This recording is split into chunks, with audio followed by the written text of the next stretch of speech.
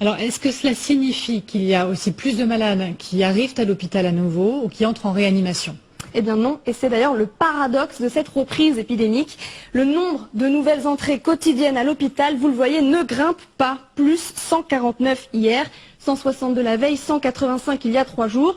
Pas de reprise significative donc, et vous le voyez d'ailleurs à la forme de cette courbe qui est très plate. Et d'ailleurs, le nombre de patients qui sont en ce moment hospitalisés à cause du Covid diminue de jour en jour. On était mi-avril à plus de 32 000 patients Covid dans les hôpitaux.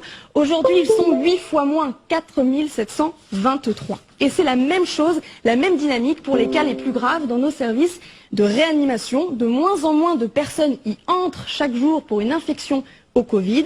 Seulement 28 de plus hier, 31 il y a 2 jours, 28 encore il y a 3 jours. C'est stable là aussi, vous le voyez, surtout comparé à ces chiffres d'avril, plus 771 au plus fort de l'épidémie. Conséquence, le nombre de personnes qui sont actuellement dans les services de réanimation à cause du Covid a fondu ces derniers mois. On était à 7019 le 8 avril, c'est le pic, et depuis ce nombre, vous le voyez, a considérablement baissé pour se stabiliser. Hier, on était à 368. Ce qui nous amène, Amélie, à notre dernier indicateur, le nombre de décès chaque jour à cause du Covid. 12 morts hier, 17 les 2 jours précédents.